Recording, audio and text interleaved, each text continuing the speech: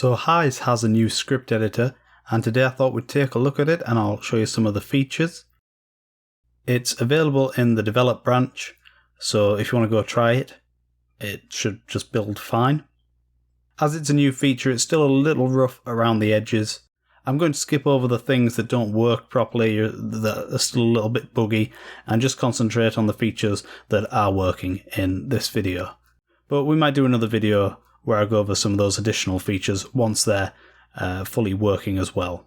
So the new code editor, I think it's great. I've been using it for about a month now, and I won't be going back to the old one. So the first thing I'll show you is if we hold Control and scroll the mouse wheel, we can zoom in the interface, and we can also do the same in the console. So that's really handy. We don't have to go through preferences now to do that. You can just scroll in and out. And that helps a lot with making these videos because it makes it easier for you guys to see it who are on smaller screens. In the previous editor, we had multiple selections, and in the new editor, we've got that, but it's much improved. It's similar to how it is in Sublime Text or Atom, if you've used either of those text editors. So let's just write a line of text. This is some text. And I'll just duplicate this a few times. So using Shift and the cursor keys, we can highlight some text, just like you can in any standard text editor. But if we press Ctrl and D, it will now select the next occurrence of that word and add it to the selection. And it will also add an additional cursor. You can see the cursors flashing there. So now if I use the arrow keys, we can now edit several of these lines at once. So we can change these ones to say this is some more text. Another way you can add additional cursors is to hold the Alt key on your keyboard and press the down arrow, or if you're on one that's lower down, you can press Alt and press the up arrow. And to clear that selection, or to clear those additional cursors, just hit Escape and they go away. If you want to use the mouse to add additional cursors, you can hold the Control key and just click where you'd like to place another cursor. And then you can edit all of those in one go as well. Copy and paste works for multiple selection, so if we select the word more, and I'm going to press Control C, and then we'll highlight these two instances of text, go to the beginning, and if I press Control V, it pastes the word more onto both of those lines. And we can also copy multiple lines as well. So let's select this, so we'll do that, and then we'll move our cursors up here and we can paste all three at once.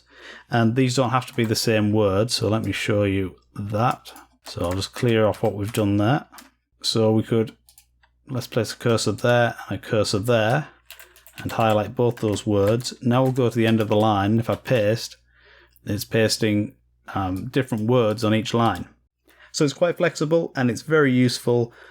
One place I find I'm using this a lot is if I have references to a variable and I decide to change the name of the variable, I can just highlight all selections of that variable with Control D and then type in the new name. So it's quite handy for things like that. So if we highlight some text and I press Control D to add the next occurrences to the selection, if I change my mind about that, I can now press Control U and it will step backwards through those additional selections. So it's called soft undo, and that's Control and U to access that. Okay, another thing I really like is it's the Control Shift and cursor key shortcut. So first of all, we'll write an example. So let's write a console.print hello world, and then let's also add a function, inline function, say hello world. And if I decide I want to move my console.print into this function, rather than cutting and pasting, I can just press Control and Shift and press the up key, the up cursor, and it will move that line of code up. And if I press the down cursor, it will move it down. I find that quite handy for moving code that wasn't in a namespace into a namespace. That's the use that I mainly have for it, but I'm sure you'll find other uses for it as well. Okay, I'll show you another shortcut key now. So let's delete this. Let's say we're writing our function, inline function, my function. Instead of hitting enter and creating our curly braces like that, what we can do is press Control and enter. And whenever I'm saying Control, by the way, it may be Command on a Mac. I'm not 100% sure, but press Control and enter, and it will add the curly braces for us. So it just saves us a little bit of time. That works with an if statement as well. If blah blah blah, Control and enter, it will add the curly braces. And you can also use it with loops. And you can even use it with just like where I am now. As soon as you press Control and enter, it's going to add those curly braces, but generally you're going to want something before it. So in this case, we'll have a namespace. So that's Control and enter. Okay, here's something I find myself using quite a lot. So this is a way to move around more quickly on a single line of code. So I'm just going to write a function here. So if I write inline function, my function, and if I want to move around this code, I can use my cursor keys as normal.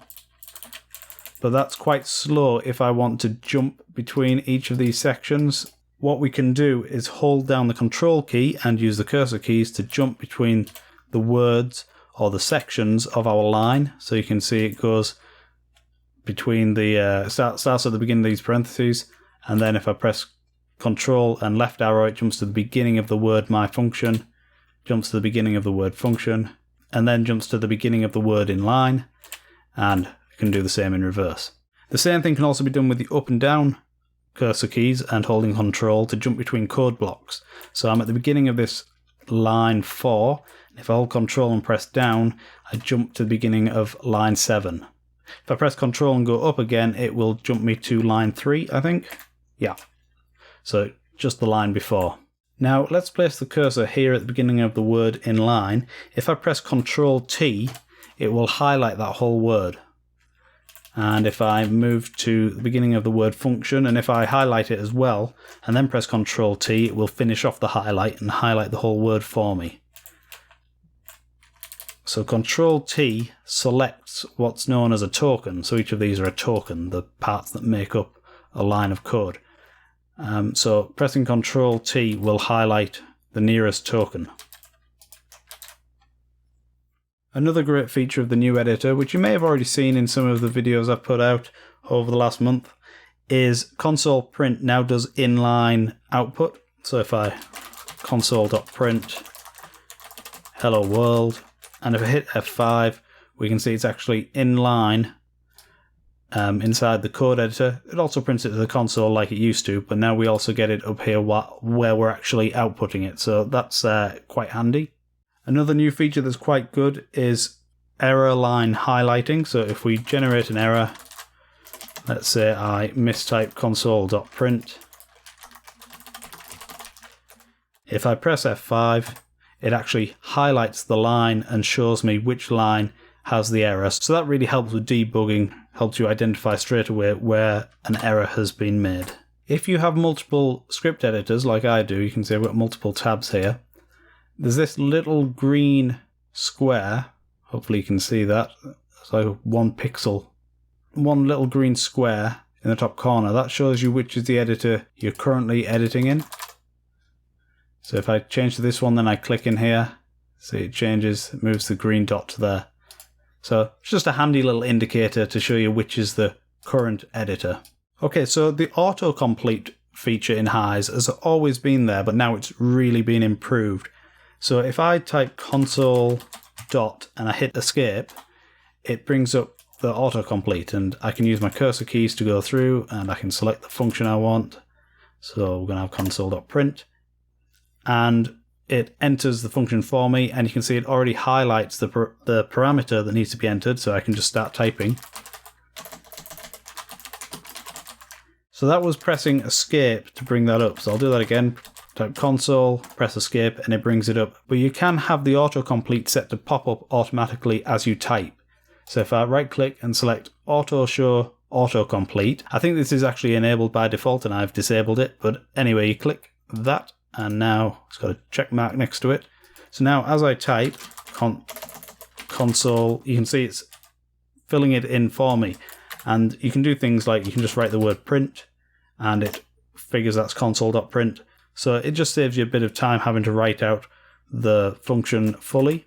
I'll show you another cool thing with the autocomplete. If I write engine.double2string, so as before it highlights the parameter for us so I can type in the parameter I want, but if I press tab it will highlight the next parameter and I can enter that as well, and then if I press tab again it will take me to the end of the line and I can put my semicolon in there. So it's a really handy little shortcut that it just saves us having to click between the different entry points for the parameters or typing it in manually with the comma. You just hit tab and it will highlight them in turn.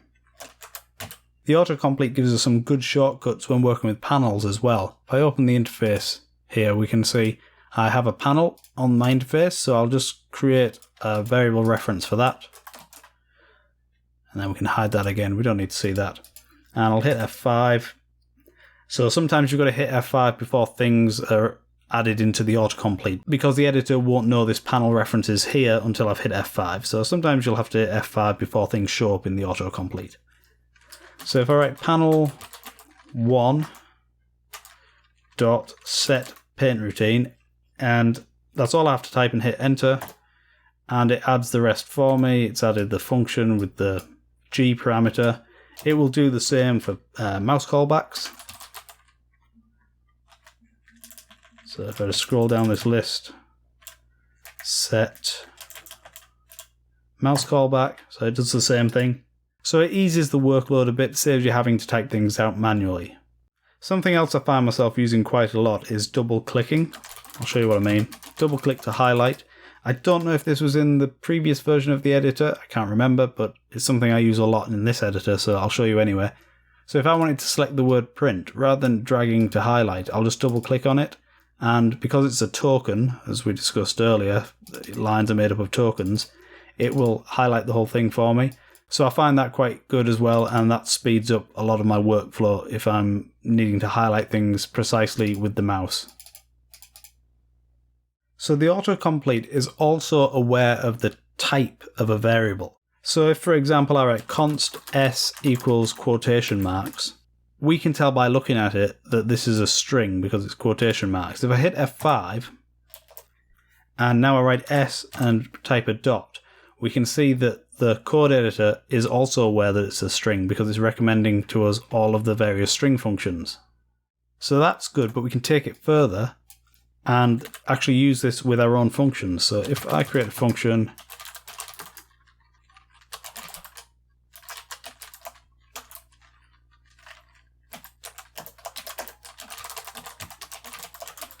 which you pass it some text in this t variable and it will print it.